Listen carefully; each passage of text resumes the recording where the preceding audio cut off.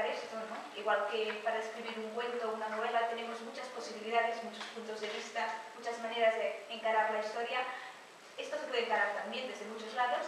Yo he elegido uno, espero que os sirva y que os aporte elementos que podáis después, como escritores y escritoras, pues utilizar en vuestro trabajo diario, que ya sabemos que la escritura es eso, codos y trabajo diario.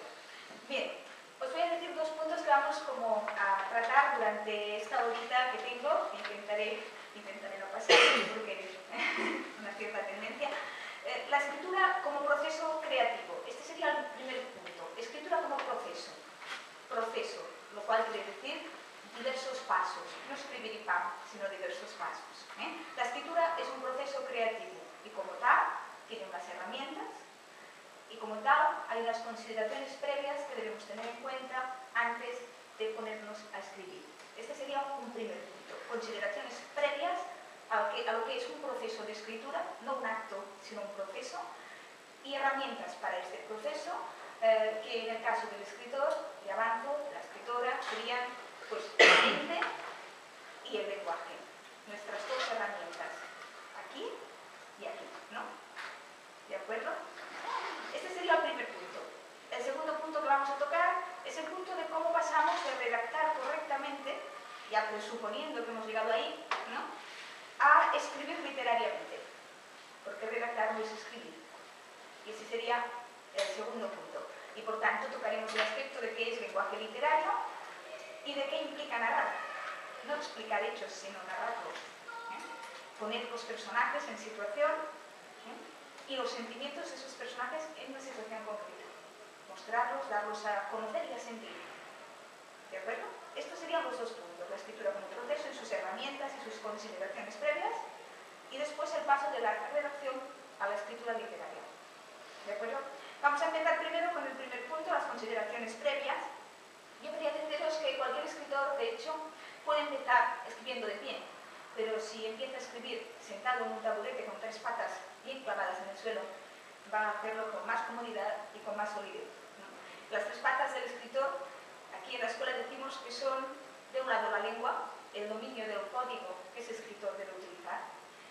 Eso es una exigencia, no es una opción. La competencia lingüística en la lengua que hemos querido utilizar es una exigencia porque muchas veces pensamos que todos sabemos escribir, sabemos, ¿no? Porque escribimos diariamente la lista de la compra, la carta al director del periódico con suerte, el diario íntimo, todos escribimos cada día. Y por tanto, la herramienta de comunicación común es también la herramienta de comunicación para el escritor. Eso que parece una ventaja puede ser también un obstáculo, porque de algún modo es como aprender a conducir por libre y después que te enseñen cómo va. Dices, pero si yo ya conducía y ahora lo hago todo mal. Ese es el peligro de que la herramienta de la literatura sea la herramienta de la comunicación común. Hemos de tener en cuenta que aprender a escribir literariamente es reaprender, es olvidar el reaprender, porque el código tiene como dos manuales, un manual que sería como de uso común y un manual de uso avanzado. Y ese es el manual que necesita la literatura. Por tanto, una de las patas de ese taburete es el dominio del código, imprescindible. Nadie duda que debe conocer, no sé, el solfeo si quiere componer, ¿no? Vamos a tener que aprender y reaprender el código. La segunda pata sería el bagaje lector. ¿Cómo vamos a escribir sin leer? ¿Y cómo vamos a escribir si no leemos con ojos de escritor? A veces todos hemos leído y devorado novelas, que te quedas con la idea, que te quedas con la aventura, con lo que pasa, ¿no? Pero aquí tenemos que quedarnos con las palabras. El escritor lee una palabra tras otra. Y no lee ideas completas, sino que lee palabras. De otro modo, no puede saber si esa frase dice lo que cree decir. ¿De acuerdo? Mirad, el otro día en un texto alguien escribió que Madame Bovary, ¿no? Hablando de Madame Bovary, alguien escribió que el adulterio era una cosa impensable por una mujer del siglo XIX, impensable por una mujer. Y yo dudo que alguien pudiera saber lo que pensaba una mujer del XIX, ¿no? Cuando yo comenté esto a la persona que había escrito esta frase, has escrito que el adulterio era una cosa impensable por una mujer. Él me dijo, uy, no, lo que quería decir era que el adulterio era una cosa impensable en una mujer del 19 desde el punto de vista del hombre del 19. ¿Sí? Pero no que fuera impensable por una mujer. ¿Cómo vamos a saber lo que pensaba una mujer? Seguro que pensó en el adulterio una mujer del 19. ¿Por qué no? Y era una preposición, pero la frase, leída así, la entendía todo el mundo. Leía la palabra tras palabra, no decía lo que quería decir. ¿De acuerdo?